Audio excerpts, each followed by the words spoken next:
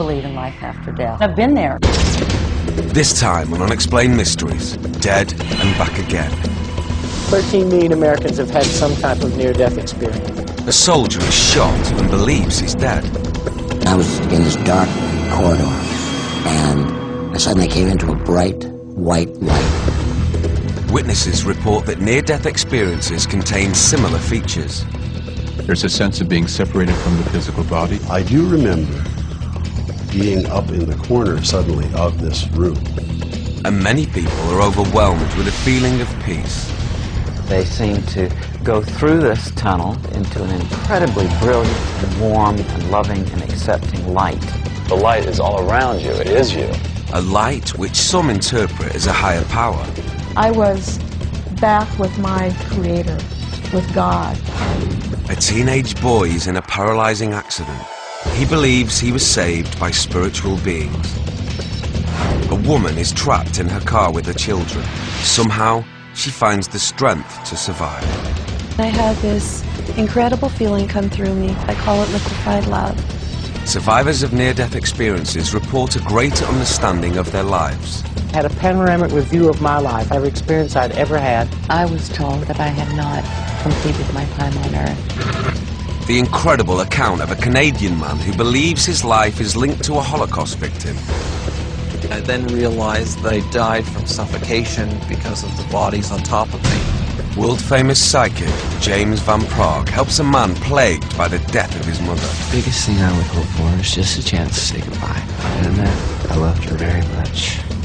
Van Praagh reveals unexpected details when he talks to her. And she's telling me that she planned this whole thing. And she wants me to tell you that, okay? She planned this. And he gives them what he believes to be an important message from beyond. She loves you both, and she wants to thank you for helping her boy. And we'll wrap up all these amazing stories with our UNEX report. This is Unexplained Mysteries. Dead and Back Again. Is death the final step in your life? Some people say no.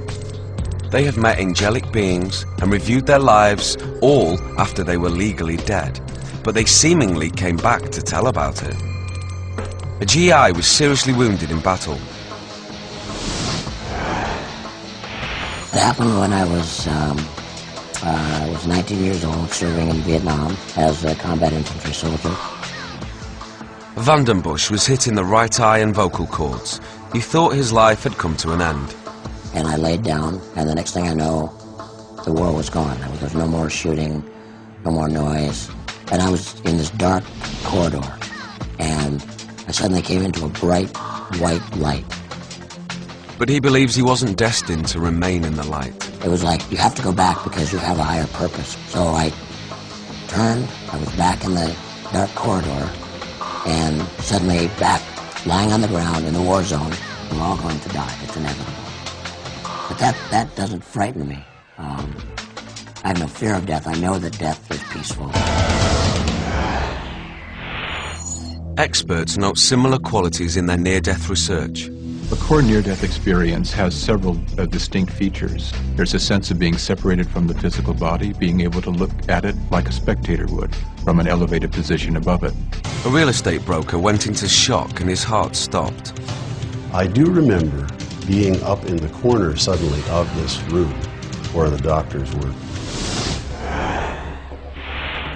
I've really worked at trying to describe it. And remember, it's not your body that's going, but it is you that's going. They seem to go through this tunnel, and they come out on the other side into an incredibly brilliant and warm and loving and accepting light.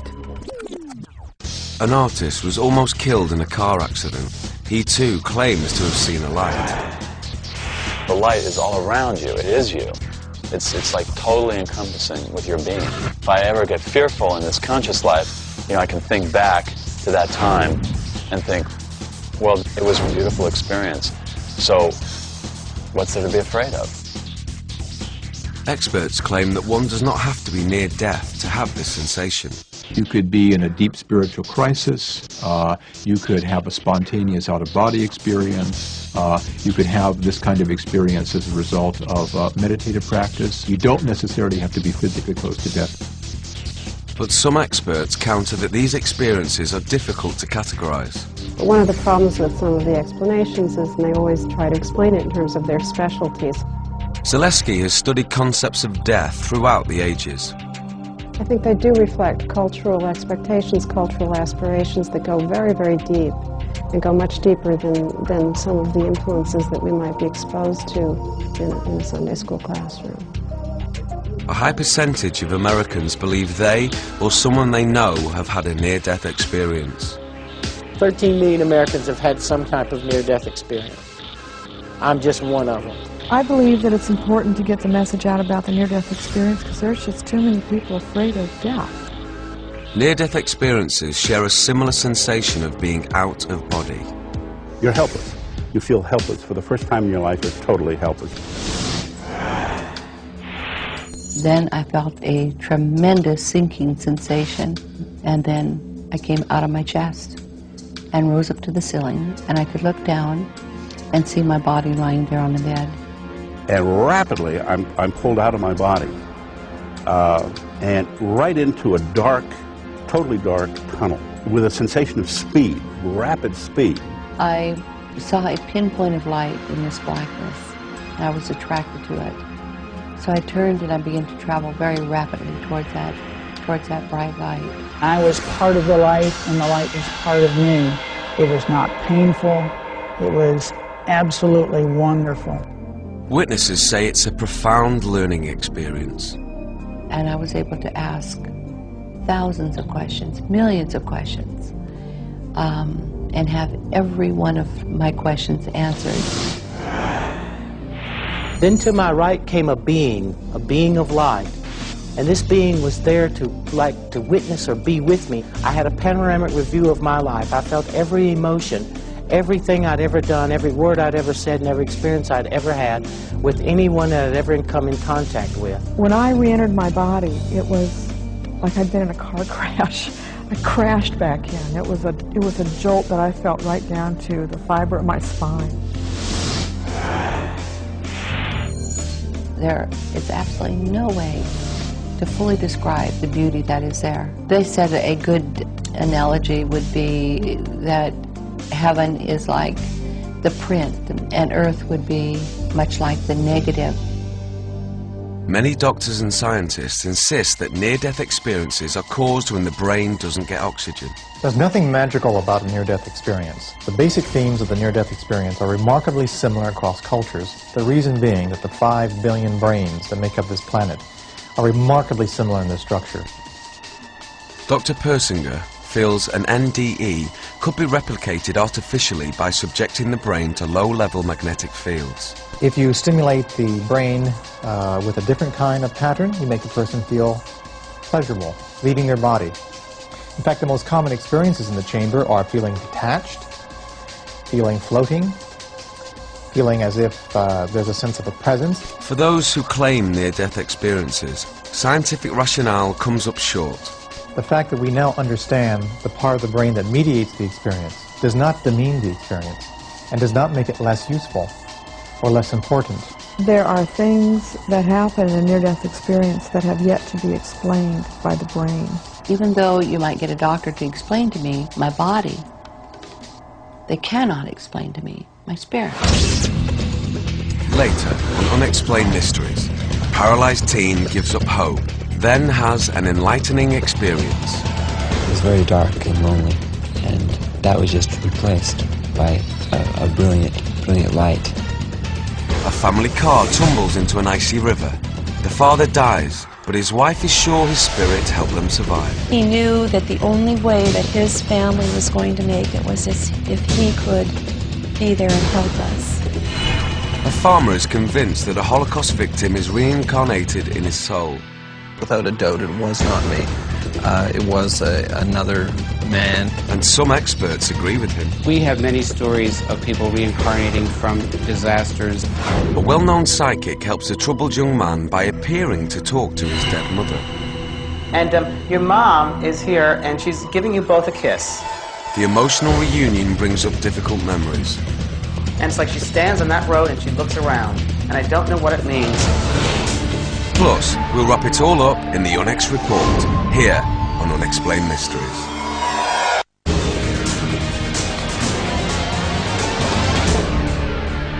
Unexplained Mysteries, Dead and Back Again. A near-death experience often leads to a new appreciation of life.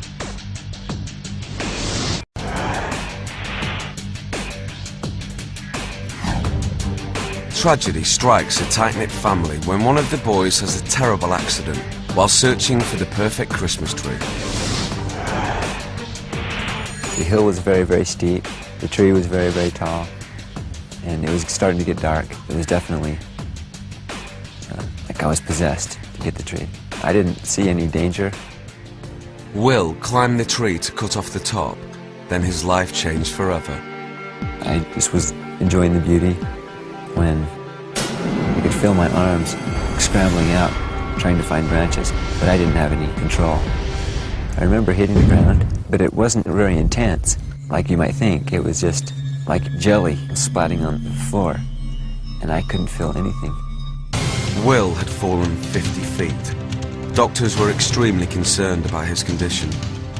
When Will arrived in the emergency room, he was totally paralyzed, although he was breathing on his own. The X-ray revealed a fracture dislocation of the cervical vertebrae C4 on C5. I remember the doctor examining me and saying he had a needle or he had something sharp. And he was saying, do you feel this? No. Do you feel this? No. Do you feel this? No. Will was flown to a hospital in Montana, but his condition quickly got worse as he slipped in and out of consciousness. When someone is totally out, the chances of recovering are as near zero as you can get. He just laid there and kind of like he was in a trance, and I said, what's happening, Will? And he says, I'm just practicing being a vegetable. To me, it's the most single devastating injury that people get because they're locked inside a body. They can't do anything. It comes as a sudden thing in almost every instance. If I could have, I would have taken my life. But I couldn't. I couldn't move. So I did the only thing I could do. I asked my mother. He says, if you really loved me, you'd get me out of my misery, and you would take this pillow and put over my face. And she just looked back at me with loving eyes and couldn't respond. Will gave up hope. He didn't want to do his physical therapy. Then another accident happened. They got me on the tilt table and tilted me up way too fast. And I do remember I could see the floor for the first time in my new life. And I could feel the blood just running out of my head. And the room started to get a little bit dark and splotchy. And he just passed out, and the nurse couldn't get a blood pressure, we couldn't get a heartbeat. I want to die. And all those prayers that I'd said every night were answered. It was very dark and lonely. And that was just replaced by a brilliant light that just completely drowned the darkness, and my whole soul was just completely immersed in this light. Will got the overwhelming feeling the light was giving him a choice. To die and go where this light was taking me, or breathe and live. He started to turn blue. By this time, the other nurse had gotten oxygen to him. And as I laid there, consumed by this light, with the choice to make about quitting, I thought about meeting my God and looking at him and saying, I quit. And I couldn't do that. Then his diaphragm started taking over again, and he was breathing shallowly again. I came back and I was a different man.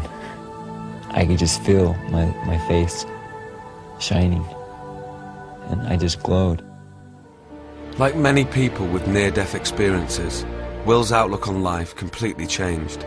I'm sure that there's something that occurs. I don't think we have any scientific explanation. Before the accident, William was very shy. After his experience, it was like the dam broke and his whole being came out, and we got to know William at that point. I was going to live my life And the doctors kept saying, you'll never walk again, Will. But amazingly, his condition improved, little by little. It was almost like every week we'd get a new phone call saying, he sat up, he's, walking now, he's standing up. What caused Will's unexpected recovery? According to his family, the answer is prayer. His doctors don't know what to make of it. Conventional medical wisdom would have said that he would be totally paralyzed for life, and I certainly would call this a miracle. Will is now walking on his own, and is going to college. He's had a chance to have his life, to lose his life as he knows it, and to have it back again. And that's something that very few people get the chance to do in this life.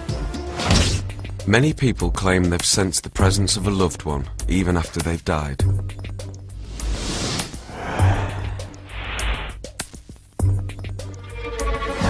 The mountains of eastern Washington state.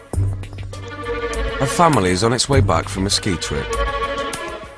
Within 5 minutes of leaving the ski area, we hit some black ice. We hit one railing and then skidded out of control, then hit another, and then after a few times we went over the railing. While we were airborne, it seemed like it took forever. I had enough time to be really, really afraid. Their car flew over a guardrail and down 80 feet into the freezing waters of the Skykomish River. I realized that the car was filling up with water very, very fast. She was trapped, her legs and feet jammed into the engine compartment. I finally was able to pull my feet out, and I laid down on the seat, and I put my feet up to the window and kicked. I kicked and kicked and kicked. I don't know how many times, but I know I had to kick a lot. The window wouldn't break due to the immense pressure of the water against it. Patty knew she had one last kick left. As I put my feet to the window, it seemed like I knew what to do, and I had this incredible feeling come through me that the best thing I can describe is I call it liquefied love. Finally, she broke the window. I swam out of the car and came up gasping for air, holding onto the ski racks, and my 6-year-old son came bobbing to the surface, and I saw him floating down the river. So I grabbed him and somehow got the two of us up onto the roof of the car. Patty was certain that her husband John was by the river, safe but perhaps injured. I had this strong sense of him sitting up there on the rocks, and I knew he was okay, and I knew he was sitting there, and I was mad, thinking, John, why aren't you helping me get your kids out of this car? Patty and her son still needed help. The lights from the car made an eerie glow in the water, and I could see Patty on top of the car. A man appeared out of nowhere and jumped in the water and swam out to the car, and he said, is anybody left in the car? And I was screaming, yes, my baby, because I knew my husband was okay. Johnson dove under and tried to rescue Patty's younger son, Chris. At first, he couldn't find Chris in the icy blackness, but finally he emerged with the boy's lifeless body. He rolled over his head out of the water, and water came out of his mouth. I knew he wasn't breathing at that point for sure. I could see my little 4-year-old was dead. Johnson performed CPR on Chris. Dennis said, he's okay, he's breathing now. He helped Patty and the boys climb up the steep slope. As the shock wore off, Patty started to sense severe pain. She had broken her back in 3 places and both ankles. Then, she became aware that John was not sitting by the river. It turned out that my husband actually was still in the car. And I was so confused later on when I found that out, because I was so sure that he was up on those rocks watching the whole thing. Paramedics got John out of the car and raced to the hospital, but there would be no reviving him. The medical examiner declared the cause of death drowning. The state trooper that investigated this accident said, it is a miracle that the 3 of you are alive. You shouldn't be alive. Months later, Patty saw photos of the crash site. She believes she now knows what happened during the accident. I could see right above the steering wheel there was a round fracture in the windshield, and the insurance adjuster said somebody's head hit that windshield. And I said, oh my God, now I know exactly when he died. His spirit departed his body when I put my feet to the window to kick the window out. Patty's back was broken, her ankles were shattered, yet she managed to kick out the car window, then climb up a steep ravine. Where did she get the strength? Perhaps her husband died, and that some of the energy involved in his dying process aided Patty in kicking out the window. Patty thinks her husband's spirit stayed with the family for a while longer. At John's funeral, her son made a surprising remark. Chris pointed up to the flowers and he said, "Mom, look at those flowers. My daddy's in those flowers." And later, while Chris was playing his synthesizer, Patty heard a hauntingly beautiful melody. I said, "What song was that?" He said, "Oh, that's the music I heard in heaven." The water started filling up in the car, and I started flying through this tunnel. It was a rainbow-colored tunnel. At the end of it, there were 2 gates. Went through a gate on the right, and then I saw these flowers. Experts say Chris's account is similar to other children's. Children have extremely simple near-death experiences. They're usually fragments of a powerful experience that they're groping to understand. Dr. Morse believes the images that came to Patty and Chris support his concept of a parting vision. Chris is seeing his father's face in the flowers. It was clearly a spiritual event. Patty continued to sense that John was nearby. There were several occasions where I was very aware of my husband's presence after he died, and I was very upset by those. Patty is convinced her husband helped save his family, even after he died. He knew that the only way that his family was going to make it was if he could be there and help us. And I was badly injured. I couldn't have gotten those boys out of that car without the final gift. Next on Unexplained Mysteries, a farmer has vivid nightmares about a past life in the Holocaust. I couldn't connect who these people were. It was another man and his wife and 2 children. He subjects himself to regression hypnosis. I was nervous. What is this going to do if it reveals things to me? Experts claim to find proof in the details he recalls on the way to heaven. And then he says, "I'm not hungry anymore." And this, to me, again, is a very authentic detail. A man and his wife are amazed after meeting a famous psychic. He told us stuff that nobody else knew. I believe strongly that I just held a conversation with my mom. And we'll sum it all up for you in the UNEX report. Stay tuned for more Unexplained Mysteries.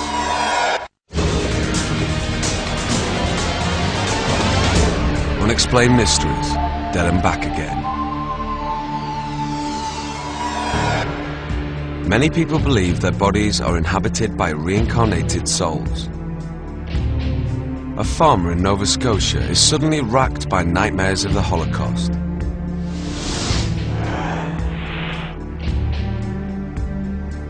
Without a doubt, it was not me.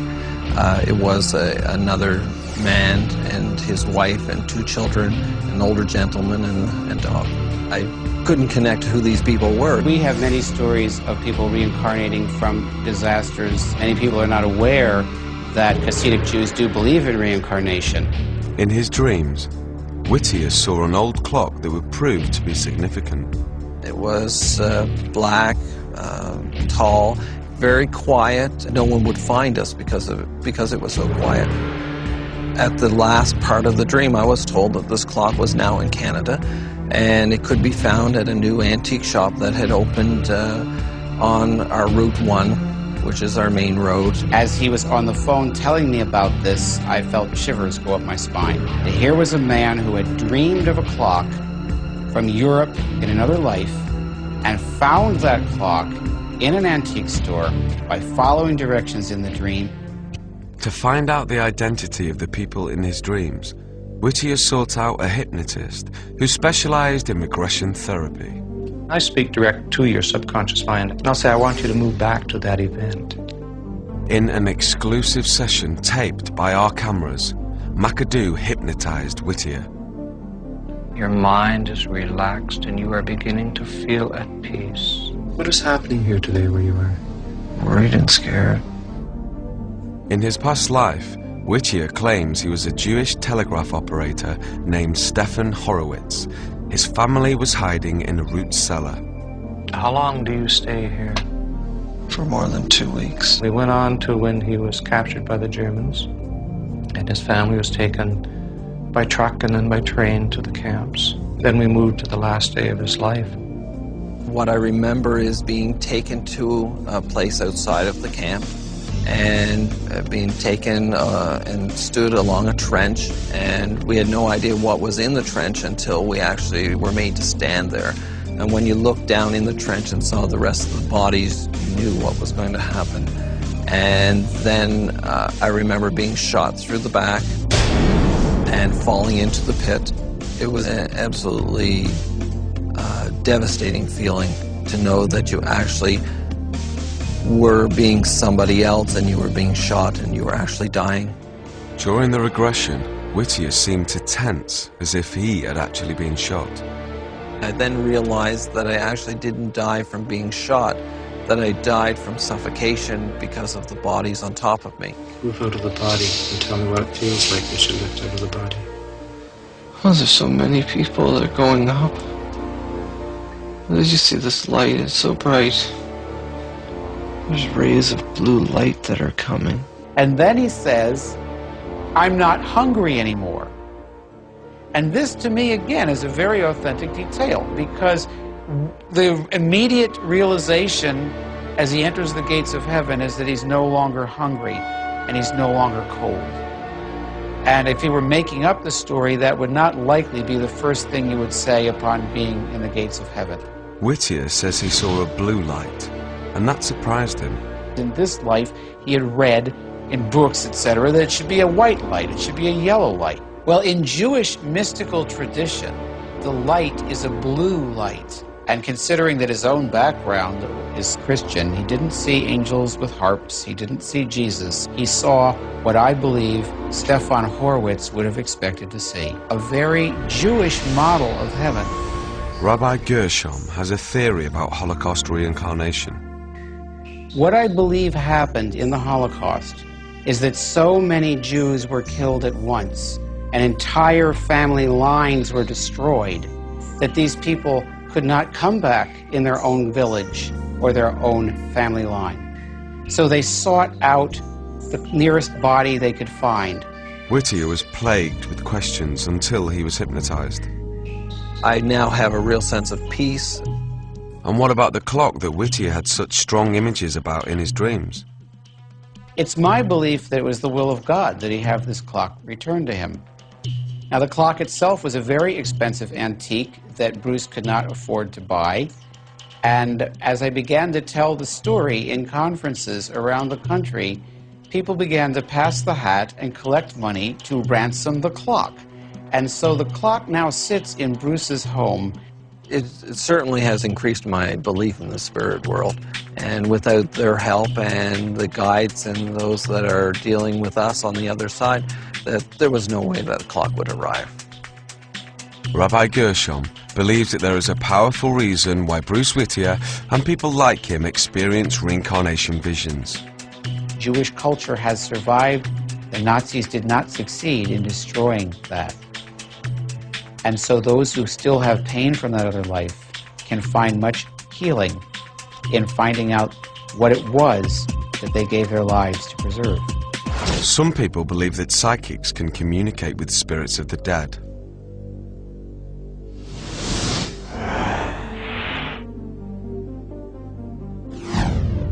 Kevin Boss was riding with his mother on a lonely highway. Suddenly, a plane came out of the sky attempting an emergency landing. His mother was decapitated by its wing. If she wouldn't have pushed me down, the wing would hit me first. She literally saved my life. Since that time, his life has been in turmoil, full of drug and alcohol abuse. I'm running from the pain. Kevin believes that if he could talk to his mother one more time, everything would be all right. So his wife, Dina, contacted James Van Prague, a clairvoyant who's renowned for helping people contact loved ones who've died. I think everybody is born with intuition. Everybody's psychic from one degree or another. Yeah, but there are those people that are born with maybe a little bit more sensitivity than most. And if that can be developed and harnessed, then you have results as far as what I'm able to do. Kevin and Dina have high hopes for the session. The biggest thing I would hope for is just a chance to say goodbye. And that I loved her very much. I want to be able to start from today on new and have Kevin be whole. The session began. Van Praagh believes he has sensed the presence of Kevin's dead mother. Okay. First impression I get is a lady standing right next to you, and I do feel it's a mother figure. I do feel this energy. And your mom is here, and she's giving you both a kiss. And she's telling me that she planned this whole thing. And she wants me to tell you that, okay? She planned this.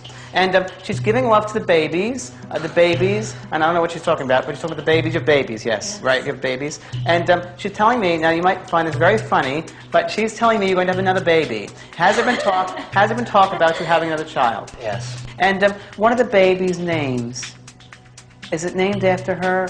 Yes. Her middle name, because you said the baby's name is some the name there that she was mentioning, named after, and she wants to thank you for this, all right? And she protects the babies. She protects them. She does protect them. Okay. Yeah, go on.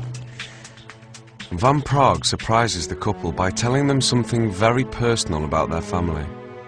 Yes, and I'm also picking up, I'm being shown by your mom a necklace. And I don't know if it's a heart on the necklace, but there's something with a necklace. And who has a necklace, please? His cousin does. Your cousin. And The Kevin cousin. was Is it? supposed to get. And supposed to get the necklace of hers. Thank you. It's your mother's necklace, and she wants you to have it because she wants you to give it to her granddaughter. Granddaughter she's talking about, okay? And go on. She's showing me a field, and I don't know why she's showing me a field. I'm seeing a farm, or I'm seeing a country road, and I'm seeing this, and it's like she stands on that road and she looks around, and I don't know what it means. Do you know what she's talking about? That's where the accident was. That's where the accident was, okay. It looks like it's very rural. Is it rural area? Because it looks very rural to me. Okay?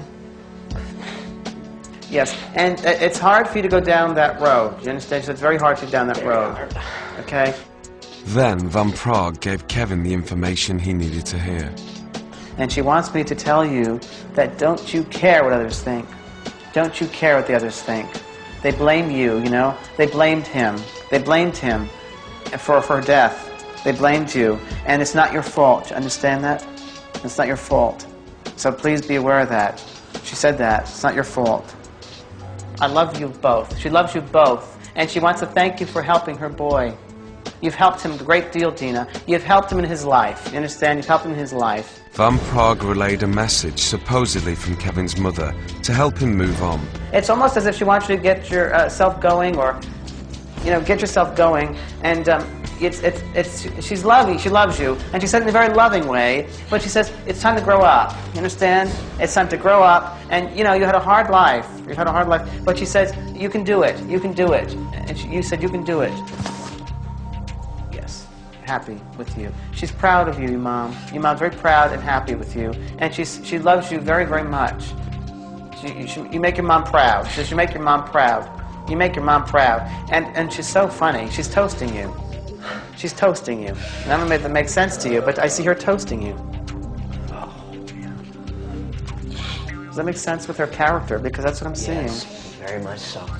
Bit of a partier. She is a very honorable person. Oh, she is. Then she wants me to give this to you. Wants me to give you this, that she's around you, and she's trying to make up for not being there for you when she was alive.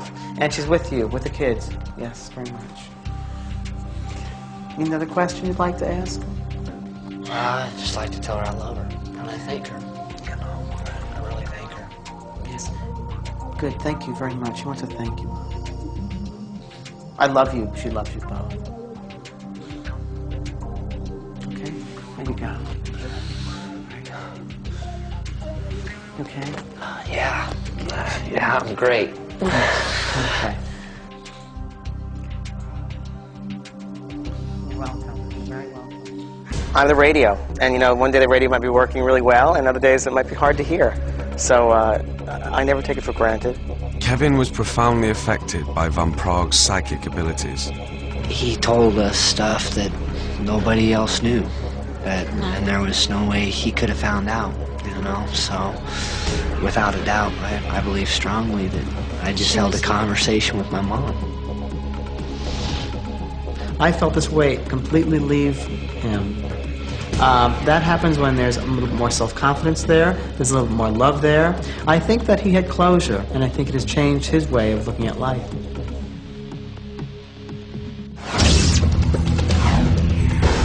Coming up on Unexplained Mysteries, the UNEX report. What happens when the dead come back again? Is there life after death? Can a soul walk the earth after the body is gone?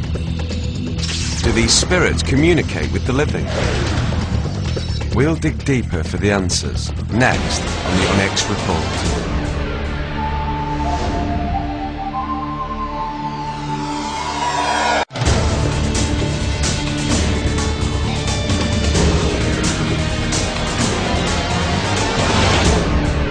And now, the UNEX report. Millions of people claim they have had illuminating near-death experiences. I was part of the light, and the light was part of me. It was absolutely wonderful. I had a panoramic review of my life, everything I'd ever done. And I was able to ask thousands of questions and have every one of my questions answered. A wounded soldier was certain he was going to die on a battlefield in Vietnam. And the next thing I know, the war was gone, and I suddenly came into a bright, white light. An artist lived through a car crash but no longer fears death. If that was as close as I ever get to death, it was really, really pleasurable. If we're not afraid to die, we're not afraid to live. A paralyzed boy regains his will to live after he stops breathing. I came back and I could just feel my face shining. Did a dead man's spirit rescue his wife from a car trapped underwater? I had this strong sense of him sitting up there on the rocks. And her drowning son had a near-death vision of his own. I started flying through this tunnel, and then I saw these flowers. A man dreams that the reincarnated soul of a Nazi victim resides in his body. What I remember is being taken to a place outside of the camp and stood along a trench. To one scholar, this account confirms an important tenet of his religion. Many people are not aware that Hasidic Jews do believe in reincarnation. A famous psychic seemingly helps a young man get in touch with his dead mother. Our first impression I get is a lady standing right next to you, and I do feel it's a mother figure. He reveals possible events from the future. And she's telling me, now you might find this very funny, but she's telling me you're going to have another baby. And helps him to deal with his past. They blamed him for her death. They blamed you, and it's not your fault. Understand that? It's not your fault. Many doctors and scientists agree that near-death experiences are profound.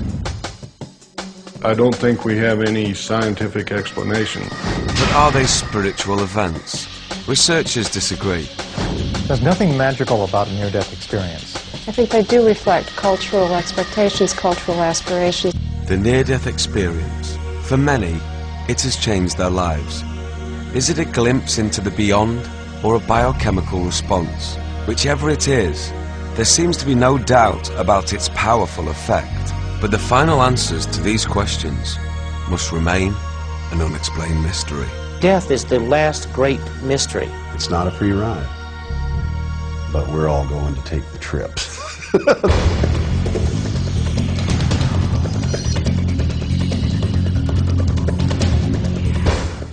Stay tuned, but don't turn out the light. Evil breeds in the dark. Well, not really.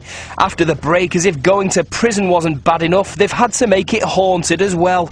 Alcatraz opens its ghoulish heart to the public in Paranormal America in Unexplained Mysteries next.